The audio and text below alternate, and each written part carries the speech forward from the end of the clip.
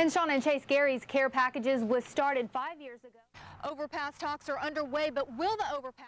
And Shawn and Chase, in a time of tragedy like the country is experiencing, the burglar that targeted Dale's Fun Center was after way more than just cash. Now, there are a couple of exceptions to this new law. Now, if you're... Tasia. And Shawn and Chase, I'm here live at De Leon Elementary School, one of 17 schools. Now, the Homeless Coalition is already identified. As of now, law enforcement personnel is trying to determine just exactly. Right now in Victoria, Texas, the #1 crime is burglary of a motor vehicle. Diversion tactics and non-lethal force like irritants played a big role in getting a 27-year-old Victoria man to surrender to police.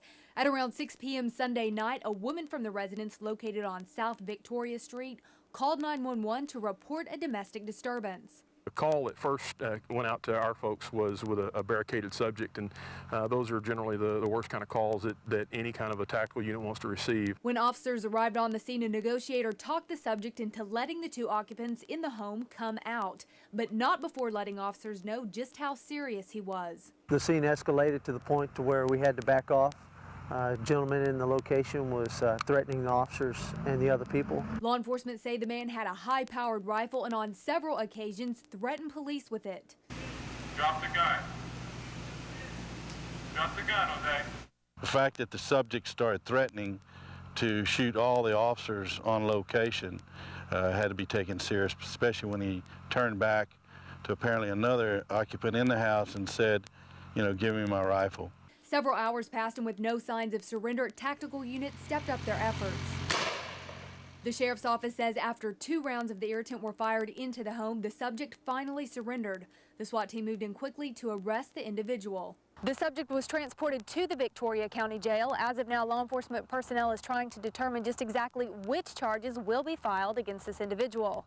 Reporting from Victoria, I'm Natasha Finley. It's just before sunrise, and Midcoast Family Services is at Labor Ready, a temporary work agency where already a handful of homeless have been identified. I'm homeless, yeah. I'm staying with a friend. That's what I do. I bounce around from friends so I can take a shower and, and maybe wash a little clothes and, something to get. If it's not really cold, you can sleep outside on a railroad tracks or something like that. I have done that before too. But the day is still early, and there are potentially hundreds more homeless to identify.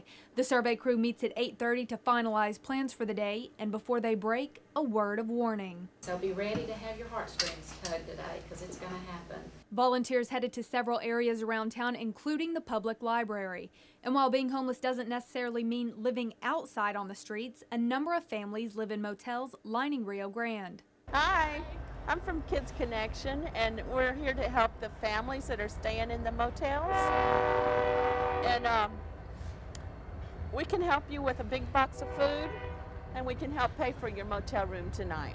Several organizations like the Salvation Army, Perpetual Help Home, and the Red Cross have gathered much-needed items like blankets, coats, and boxes of food to hand out to those in need.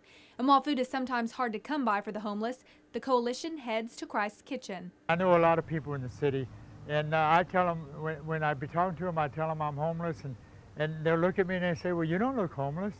And the only thing I can answer back is, well, what's homeless look like? But to the Homeless Coalition, it's not so much what homeless looks like as it is how many are actually homeless. In some ways, I think it's more than I was anticipating as far as the people actually homeless. We always encounter those that are on the fringe of homeless. But the count doesn't stop here. The survey crew leaves the shelters and temporary housing facilities and goes to the streets. Now the Homeless Coalition has already identified at least 10 families who are truly living outside on the streets.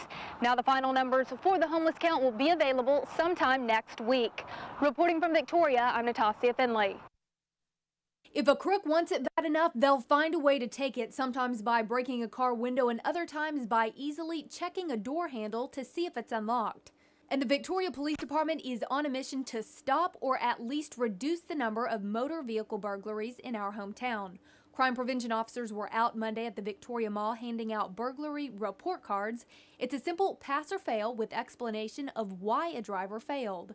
This vehicle's gonna fail. The burglary report card, it's got property in plain view, fishing poles, pool sticks, got a luggage bag, all kinds of things that are value that a thief would take.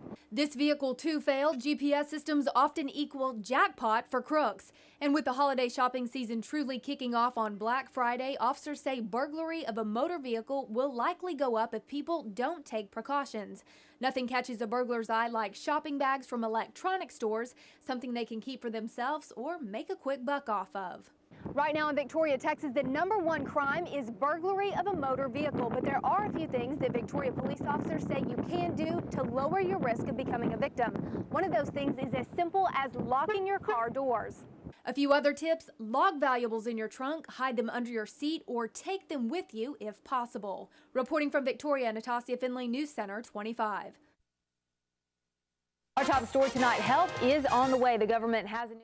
Google, the most popular search engine on the planet, is in a tense standoff in the world. And an Austin man tries to get revenge on his old job, but instead winds up behind bars. Welcome back. The health care vote is in, but Republicans are... A Texas man pleads guilty to threatening a utility company employee with his plane. Our top story tonight: they're using soap to clean up the streets of Victoria.